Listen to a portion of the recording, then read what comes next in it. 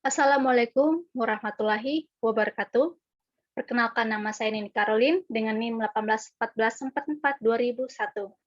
Di sini saya akan menjelaskan mengenai teori belajar konstruktivisme.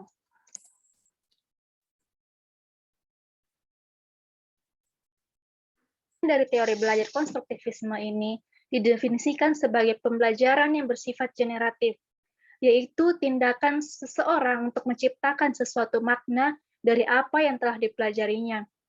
Konstruktivisme ini lebih memaknai belajar sebagai kegiatan manusia membangun atau menciptakan pengetahuan dengan memberi makna pada pengetahuan sesuai dengan pengalamannya.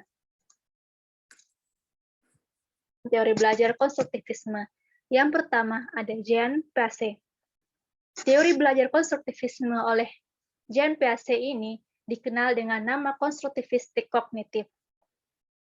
Pengetahuan tidak diperoleh seseorang secara pasif, melainkan dengan tindakan. Pengetahuan konstruktivisme dalam seorang anak itu akan berkembang dan sesuai dengan proses intelektual dan tingkatan kognitifnya. Teori Vygotsky, yaitu menekankan pada sosiokultural dan pembelajaran dipengaruhi oleh lingkungan sosial di sekitarnya. Pengetahuan, sikap, minat, tata krama, tata nilai, dan semua interaksi sosial lingkungannya. Ciri-ciri teori belajar konstruktivisme. Mencari tahu dan menghargai titik pandang atau pendapat siswa. Yang kedua, pembelajaran dilakukan atas dasar pengetahuan awal siswa. Yang ketiga, memunculkan masalah yang relevan dengan siswa. Keempat, menyusun pelajaran yang menantang dugaan siswa. Kelima, menilai hasil pembelajaran dalam konteks pembelajaran sehari-hari. Keenam, siswa lebih aktif dalam proses belajar karena fokus belajar pada proses pengintegrasian pengetahuan baru yang diperoleh dengan pengalaman atau pengetahuan lama yang mereka miliki.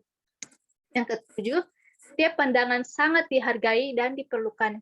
Kedelapan, proses belajar harus mendorong kerjasama, tapi bukan untuk bersaing. Kesembilan, kontrol kecepatan dan fokus pembelajaran ada pada siswa.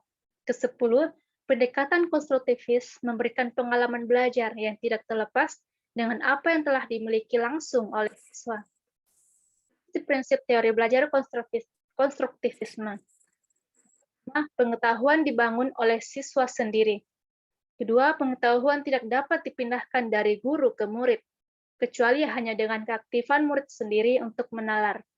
Ketiga, murid aktif mengkonstruksi secara terus-menerus, sehingga selalu terjadi perubahan konsep ilmiah. Keempat, guru sekedar membantu menyediakan dan memfasilitasi saran dan situasi agar proses konstruksi berjalan lancar. Kelima, menghadapi masalah yang relevan dengan siswa. Keenam, mencari dan menilai pendapat siswa. Ketujuh, menyesuaikan kurikulum untuk menanggapi anggapan siswa. Kekurangan teori belajar konstruktivisme. Dari teori belajar konstruktivisme yaitu dalam aspek berpikirnya, dalam aspek kemahiran sosial, dalam aspek kesenangan, dalam aspek mengingat, dalam aspek kefahaman. Sedangkan kekurangan teori belajar konstruktivisme ini, guru hanya menjadi pemotivasi dan memediasi jalannya proses belajar, mengkonstruksi pengetahuannya sendiri. Siswa menanamkan untuk membangun pengetahuannya sendiri, dan siswa, situasi dan kondisi siswa dalam setiap sekolah itu tidak sama. Terapan teori belajar konstruktivisme di dalam kelas. Yaitu yang pertama, mendorong kemandirian dan inisiatif siswa dalam belajar. Kedua, guru mengajukan pertanyaan terbuka dan memberikan kesempatan beberapa waktu kepada siswa untuk merespon.